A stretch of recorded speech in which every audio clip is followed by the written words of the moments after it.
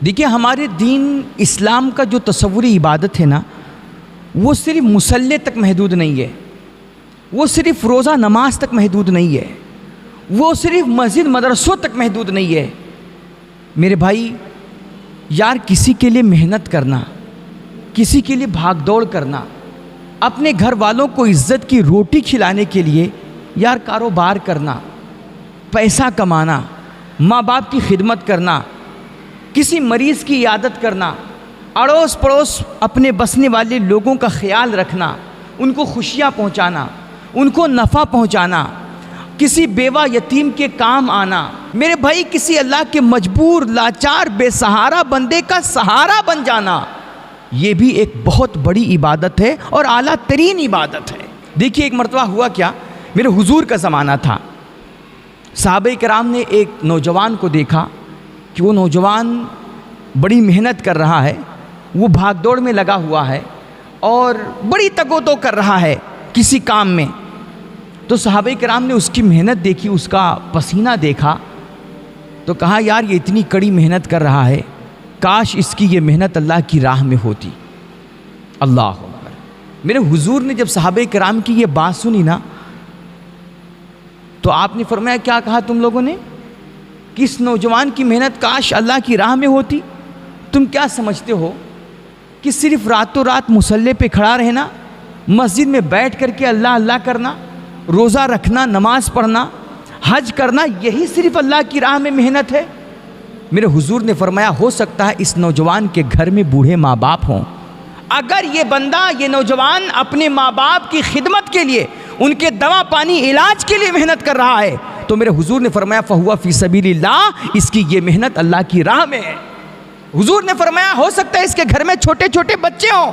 یہ اپنی بیوی بچوں کی خوشحالی کے لیے، ان کو عزت کی روٹی کھلانے کے لیے، حلال کمائی حاصل کرنے کے لیے محنت کر رہا ہو، اگر یہ اپنے بچوں کو حلال لقمہ کھلانے کے لیے محنت کر رہا ہے، میرے حضور نے فرمایا فہو فی سبیل اللہ، تو اس کی یہ محنت اللہ کی راہ میں ہے۔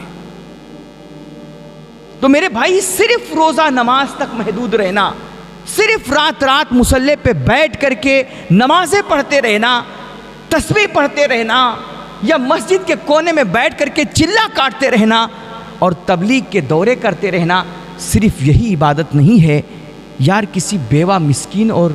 یتیم کے لیے بھاگ دوڑ کرنا، اللہ کے مجبور لاچار بے سہارا بندوں کی مدد کرنا، اور خاص طور پہ اپنے گھر والوں کو 2 وقت کی عزت کی روٹی کھلانے کے لیے، حلال لقمہ کھلانے کے لیے، یار حلال کمائی کے لیے بھاگ دوڑ کرنا، یہ بھی ایک بہت بڑی عبادت ہے۔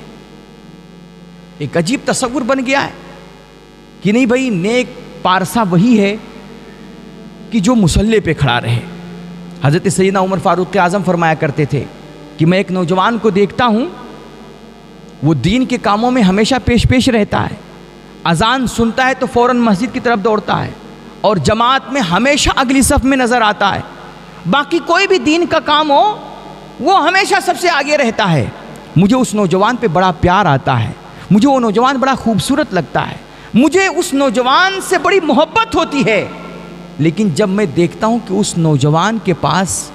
اپنا کوئی ذریعہ معاش نہیں ہے، وہ خود سے کچھ کما دھما نہیں سکتا، وہ 4 پیسے نہیں لا سکتا، وہ کوئی محنت نہیں کرتا، کوئی کام نہیں کرتا، تو حضرت عمر فاروق اعظم فرماتے وہ نوجوان فوراً میری نظروں سے گر جاتا ہے، مجھے اس نوجوان سے کوئی دلچسپی نہیں ہوتی ہے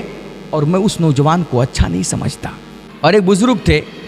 انہوں نے دیکھا ایک نوجوان ہے جو ماشاءاللہ بڑا دیندار ہے، اس کا حلیہ بھی بڑا اسلامی ہے، چہرے پہ داڑھی ہے، سر پہ ٹوپی ہے، آنکھوں میں حیا ہے۔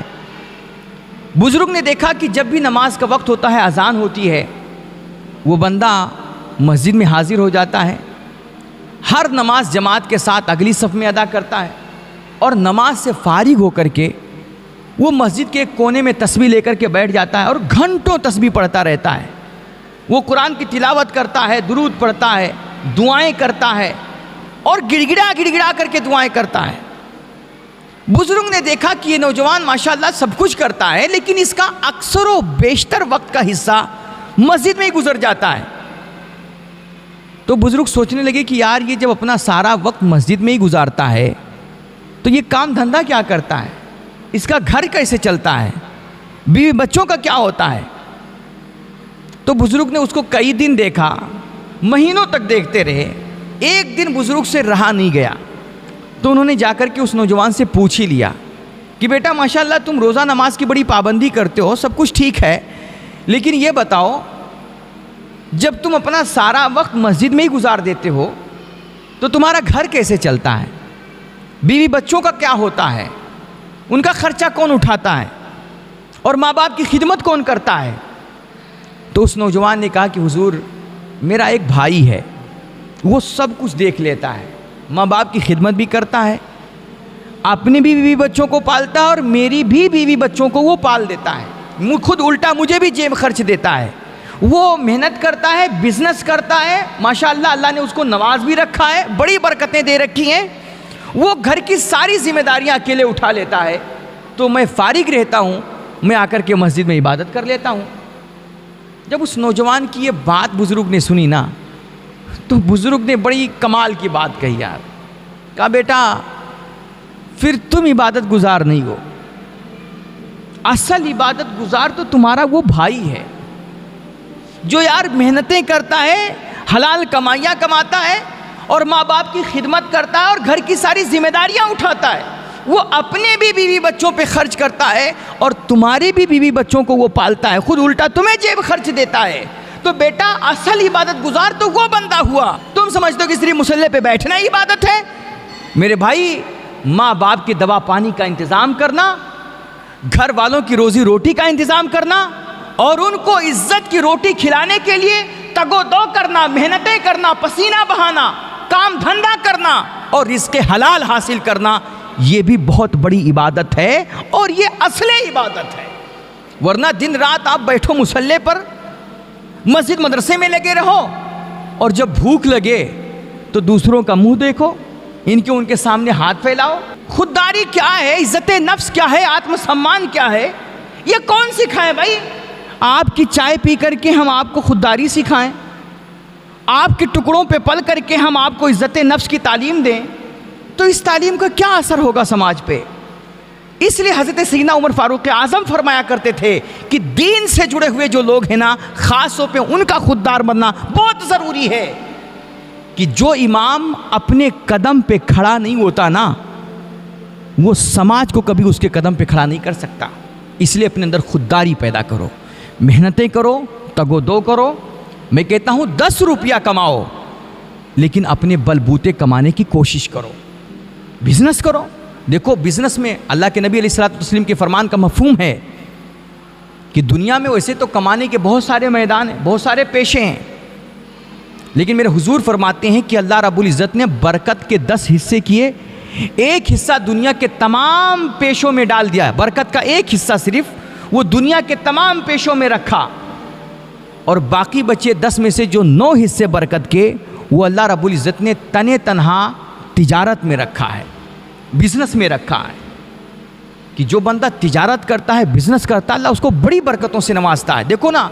جب صحابہ کرام مکہ مکرمہ چھوڑ کر کے ہجرت کر کے جب مدینہ منورہ پہنچے تو وہاں میرے حضور نے تمام انصار و مہاجرین صحابہ کو آپس میں ایک دوسرے کا بھائی بھائی بنا دیا۔ مواخات مدینہ کے نام پر یہ پورا چیپٹر آپ کو تاریخ میں ملے گا۔ تو جو مہاجرین تھے وہ ہجرت کر کے جب مدینہ منورہ گئے تو وہاں کے جو انصاری صحابہ تھے ان میں سے ہر ایک انصاری کے ذمے حضور نے ایک ایک مہاجر کو لگا دیا اور ان کو آپس میں ایک دوسرے کا بھائی بنا دیا۔ حضرت عبد الرحمن بن عوف ایک صحابی ہیں، بہت جلیل القدر صحابی، عشر مبشرہ میں سے ہیں، اور عرب کی دنیا میں یہ چوٹی کے بہت بڑے بزنس مین، تاجروں میں ان کا نام آتا ہے۔ حضرت سیدنا عثمان غنی ہیں اور حضرت سیدنا عبد الرحمن بن عوف، یہ بہت بڑے، دونوں بہت بڑے تاجر تھے اپنے وقت کے۔ تو حضرت سیدنا عبد الرحمن بن عوف جب مکہ چھوڑ کر کے جب مدینہ تشریف لے گئے ہجرت کر کے، تو حضور نے ان کو حضرت سعد بن ربی کا بھائی بنایا۔ تو حضرت سعد بن ربی نے کہا کہ بھائی میری جائیداد کا آدھا حصہ آپ لے لیجئے، لیکن حضرت عبد الرحمن بن عوف نے کہا کہ نہیں بھائی، مجھے آپ کی جائیداد پراپرٹی میں حصہ نہیں چاہیے۔ یہ ان کی اپنی غیرت،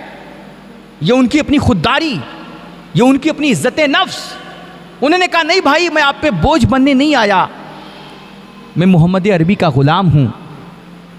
میں کسی کے لیے بوجھ نہیں بن سکتا، میں لوگوں کا بوجھ اپنے کندھوں پہ اٹھاؤں گا، میں کسی کے سہارے نہیں پلوں گا، میں اپنے سہارے دوسروں کو پالوں گا۔ انہوں نے کہا بھائی مجھے آپ کی جائیداد پراپرٹی میں حصہ نہیں چاہیے، ہاں مجھے بس تم بازار کا راستہ بتا دو، مجھے چل کر کے مدینے کی مارکیٹ دکھا دو، مجھے صرف بازار کا راستہ بتا دو، باقی میں اپنی روزی روٹی کا انتظام کر لوں گا۔ بازو میں طاقت ہے، مرد ہیں، غیرت مند ہیں، اس لیے کہا مجھے بازار کا راستہ بتاؤ۔ حضرت سعد بن ربیع نے جا کر کے ان کو مدینے کی مارکیٹ کا معائنہ کروایا، ان کو بازار دکھایا۔ حضرت عبد الرحمن بن عوف نے اس بازار میں جا کر کے تیل اور گھی کا دھندا شروع کیا، بزنس ڈالا، کاروبار شروع کیا۔ کہتے ہیں تیل، گھی اور ایک روایت میں پنیر بھی ہے، یہ سب انہوں نے بزنس کرنا شروع کیا، کام شروع کیا، بیچنا شروع کیا۔ کہتے ہیں چند ہی دنوں میں اللہ رب العزت نے انہیں ایسی فراخی نصیب فرمائی، ان کے لیے برکتوں کے ایسے دروازے کھولے کہ حضرت عبد الرحمن پورے عرب میں ٹاپ کے تاجروں میں ان کا نام آنے لگا اور وہ سب سے بڑے دھنی شمار کیے جانے لگے۔ کہتے ہیں ایک دفعہ حضرت عبد الرحمن بن عوف کی تجارت کا حال دیکھیے، کیسی اللہ نے فراخی عطا کی تھی، کیسا ان پہ برکتوں کے دروازے کھولے تھے۔ کہتے ہیں ایک دفعہ مدینے میں نا، جسے آج کل لاریاں نہیں چلتی ہیں، گاڑیاں، بڑی بڑی ٹرکس جس میں مال لادے جاتے ہیں، ایسے اس دور میں اونٹ ہوا کرتے تھے، ان کی پشتوں پہ وہ بڑے بڑے گٹھر بنا کر کے سامان تجارت لادا جاتا تھا۔ کہتے ہیں ایک دفعہ مدینے میں تقریباً 700 اونٹوں کا قافلہ، بہت بڑا قافلہ، ان سب اونٹوں کے پشتوں پہ صرف مالی مال لدا ہوا ہے، سامان تجارت ہی لدا ہوا ہے۔ یہاں ایک بندہ کوئی ایک اونٹ بھی منگا لینا تو سمجھ لیجئے اس کا بھی بڑا نام ہوتا تھا، اور وہاں 700 اونٹ ہیں اور 700 اونٹوں کا ایک بہت بڑا قافلہ جو سامان تجارت لے کر کے مدینے میں داخل ہوا۔ لوگوں نے پوچھا بھائی یہ کون دھنی ہے جس کا اتنا بڑا، اتنا زیادہ سامان تجارت آ رہا ہے؟ تو کسی نے کہا کہ بھائی یہ سامان تجارت اس کی اپنی تجارت کے لیے نہیں ہے، بلکہ یہ جو 700 اونٹوں کی پشتوں پہ جو سامان لدے ہوئے ہیں نا، یہ آج عبد الرحمن بن عوف نے مدینے کی غریبوں میں بانٹنے کے لیے منگایا ہے، تقسیم کرنے کے لیے منگایا ہے۔ آپ ذرا اندازہ لگائیے کہ یار 700 اونٹوں کا قافلہ جو سامان تجارت لے کر کے آئے، وہ صرف غریبوں میں بانٹنے کے لیے ہو تو اس کی اپنی تجارت کے لیے مال کتنا ہوگا اور وہ کتنا بڑا دھنی ہوگا۔ تو کہنے کا مطلب یہ ہے کہ حضرت عبد الرحمن جب مکہ چھوڑ کر کے مدینہ گئے تو ان کے پاس پھوٹی کوڑی بھی نہیں تھی، کچھ بھی نہیں تھا، لیکن چند ہی دن جب انہوں نے بزنس کیا، کاروبار شروع کیا، تو اللہ نے ان کے کاروبار میں اتنی برکت ڈالی کہ 700 اونٹوں کے سامان وہ صرف غریبوں میں بانٹنے لگے، بلینوں بلین ڈالر وہ لوگوں میں تقسیم کرنے لگے۔ تو یہ تجارت کی برکت ہے، اس لیے خالی مت بیٹھو۔ میں کہتا ہوں چھوٹا موٹا، اور دھندا تو کوئی چھوٹا ہوتا ہی نہیں ہے۔ آج ہم مسلمانوں کو شرمندہ کرنے کے لیے، ہمیں ذلیل کرنے کے لیے لوگ تانا دیتے ہیں کہ مسلمان تو پنچر بناتا ہے، عبد الپنچر والا بولتے ہیں۔ میں کہتا ہوں بھائی یہ دنیا اس کو حقیر سمجھتی ہے، مذاق بناتی ہے، لیکن یہ پنچر بنانا بھی کوئی معمولی دھندا نہیں ہے، یہ معمولی کاروبار نہیں ہے۔ تم شوق سے پنچر بناؤ لیکن کبھی کسی کے سامنے ہاتھ مت پھیلاؤ۔ یار پنچر بنا کر کے اگر عزت کی روٹی مل رہی ہے نا، تو دوسروں کے سامنے ذلیل ہو کر کے، ہاتھ پھیلا کر کے، بھیک مانگ کر کے کھانے سے یہ کروڑا درجہ بہتر ہے۔ تو پنچر بنانا کوئی معمولی بات نہیں ہے، یہ کوئی معمولی دھندا نہیں ہے، اس لیے نوجوانوں شوق سے پنچر بناؤ۔ لیکن ایک بات کا خیال رکھنا، تم جب پنچر بنانا شروع کرو نا تو اتنا بڑھیا پنچر بناؤ کہ پھر پورے شہر میں، پورے علاقے میں تم سے بہتر کوئی پنچر بنانے والا نہ ہو۔ تم اتنے ایکسپرٹ بنو اپنے کام میں، اتنی مہارت حاصل کرو، اتنے چیمپئن بنو کہ تمہارے دکان پہ پنچر بنوانے والوں کی پھر لائنیں لگیں، لوگ تم سے ایک مرتبہ اپنا پنچر بنوانے کے لیے ترسیں، اتنے ایکسپرٹ بنو۔ اور یاد رکھو اللہ کے نبی علیہ الصلوۃ والتسلیم نے فرمایا ہے ان اللہ یحب عبدا اذا عمل عملا ان یتقنہ،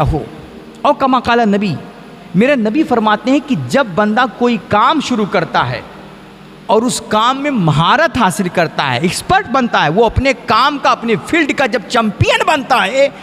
تو اللہ بھی نہ اس بندے کو بڑی محبت کی نگاہ سے دیکھا کرتا ہے، اپنے اس بندے سے بڑا پیار کرتا ہے۔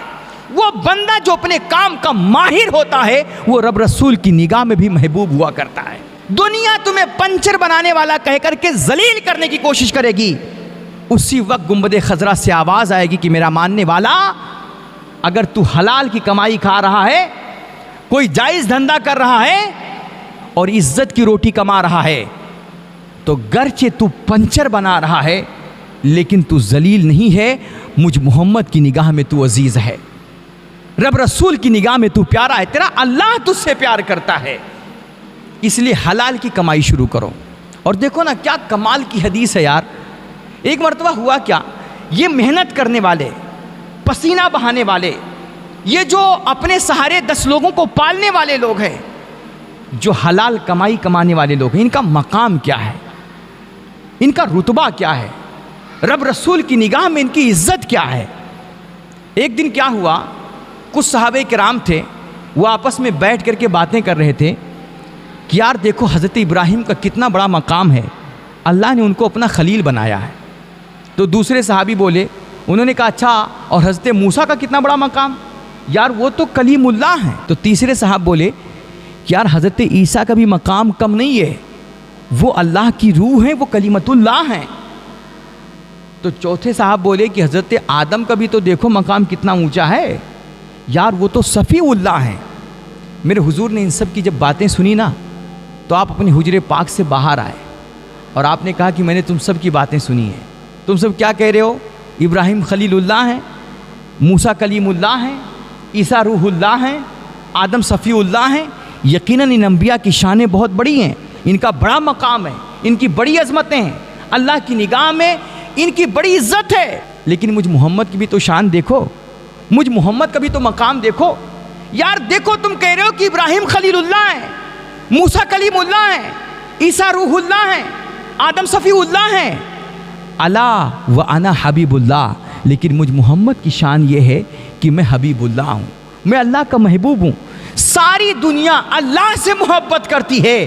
لیکن اللہ جس ہستی سے پیار کرتا ہے وہ ہستی آمینہ کے لال کی ہستی ہے، وہ امام الانبیاء کی ہستی ہے، وہ ہمارے حضور کی ہستی ہے۔ خدا کی رضا چاہتے ہیں دو عالم اور خدا چاہتا ہے رضائے محمد۔ میرے حضور نے فرمایا انا حبیب اللہ، میں اللہ کا محبوب ہوں، میں اللہ کا حبیب ہوں، میں اللہ کا پیارا ہوں، میں اللہ کا دوست ہوں۔ یہ شان ہے میرے حضور کی، یہ شان ہے میرے سرکار کی۔ اب اگلی حدیث سنو، میرے حضور فرماتے ہیں میں حبیب اللہ ہوں، لیکن میرے حضور فرماتے ہیں میں تنہا حبیب اللہ نہیں ہوں۔ میرے حضور فرماتے ہیں کہ وہ بندہ جو محنت کرنے والا ہے، جو قد و کاوش کرنے والا ہے، جو اپنے خاندان، رشتہ دار، بھائی بہن، بیوی بچوں کے لیے، ماں باپ کی خدمت کے لیے، ان کے دوا پانی علاج کے لیے تگ و دو کرتا ہے، جو پسینہ بہاتا ہے، جو حلال روزیاں کماتا ہے، میرے حضور فرماتے ہیں کہ جو مشقتیں اٹھاتا ہے اور جو حلال روزی کمانے کے لیے محنتیں کرتا ہے، میرے نبی فرماتے ہیں جس طرح میں حبیب اللہ ہوں، میرا وہ غلام بھی حبیب اللہ ہے اور میرا اللہ اس سے بھی پیار کیا کرتا ہے۔ میرے حضور فرماتے ہیں الکاسب حبیب اللہ، محنت کرنے والا بندہ بھی اللہ کا محبوب ہے، اللہ کا پیارا ہے۔ تو اس طرح عزت بخشی ہے حضور مصطفیٰ جان رحمت نے کام کاج کرنے والوں کو، محنت کرنے والوں کو اور حلال روزی کمانے کے لیے مشقت کرنے والے لوگوں کو۔ اور میرے حضور نے فرمایا کہ سنو، یہ جو تاجر ہے نا، یہ جو بزنس مین ہے نا، یہ جو کام دھندا کرنے والے لوگ ہیں نا، جو ایمانداری کے ساتھ محنتیں کر کے 4 پیسہ کمانے والے لوگ ہیں، میرے نبی نے فرمایا کہ تاجروں، بزنس کرنے والے لوگوں، کاروبار کرنے والے لوگوں، تم ایمانداری سے کاروبار کرنا، ایمانداری کے ساتھ بزنس کرنا، جھوٹ مت بولنا، بے ایمانی مت کرنا، چیٹنگ بازی مت کرنا، کسی کا حق مت مارنا۔ میرے نبی نے فرمایا کہ تم ایمانداری کے ساتھ بزنس کرنا، میں محمد وعدہ کرتا ہوں کل قیامت کا دن ہوگا، میں تمام تاجروں کو، ایمانداری کے ساتھ بزنس کرنے والوں اور 4 پیسہ کمانے والے لوگوں کو میں اپنے ساتھ نبیوں، رسولوں اور شہداء اور صالحین کے ساتھ جنت میں لے کر کے جاؤں گا۔ یہ کس کے لیے فرمایا حضور نے؟ کیونکہ تمام انبیاء، تمام شہداء، صدیقین جو اسلاف گزرے نا، خود میرے حضور کی ذات دیکھ لیجئے یار، آپ نے کسی سہارے پہ زندگی نہیں گزاری، کسی کے تنخواہ پہ آپ نے زندگی بسر نہیں کی۔ میرے حضور نے کچھ دن تک بکریاں چرائیں اور پھر آپ نے بزنس کیا، تجارت کیا، اور اللہ کی دین کی تبلیغ اور اشاعت میں آپ نے بڑے بڑے دنیا کے سرماؤں، چودھریوں اور بڑے بڑے تاجروں کو آپ نے ٹکر دی ہے۔ اور میرے حضور فرماتے ہیں، سنو، میرے حضور سے پوچھا گیا کہ سب سے بہترین کھانا کیا ہے؟ ہم لوگ تو سمجھتے ہیں سب سے بہترین کھانا ولیمے کا کھانا ہے، سب سے بہترین کھانا دعوت کا کھانا ہے، دوستوں کے ساتھ پارٹی کا کھانا ہے، یا سب سے اچھا کھانا سسرال کا کھانا ہے بھائی، جو عزت کے ساتھ بھی ملتا ہے، فری میں ملتا ہے۔ مگر میرے حضور سے پوچھا گیا، یا رسول اللہ آپ بتائیں سب سے بہتر، سب سے اچھا کھانا کون سا ہے؟ تو میرے نبی نے فرمایا، سب سے اچھا کھانا وہ ہے جو بندہ اپنے ہاتھ کی کمائی سے کھائے، اپنی محنت کی کمائی سے کھائے۔ اور پھر اگلا جملہ میرے حضور نے خاص طور پہ ہم جیسے اس حلیے میں موجود لوگوں کی تنبیہ کے لیے گویا فرمایا، ان کو ایک سبق دینے کے لیے میرے حضور نے فرمایا، ایک بہت بڑے جلیل القدر پیغمبر گزرے حضرت داؤد علیہ السلام۔ میرے نبی نے فرمایا، اللہ کے نبی حضرت داؤد کبھی بھی قوم کے نذرانے پہ نہیں پلے،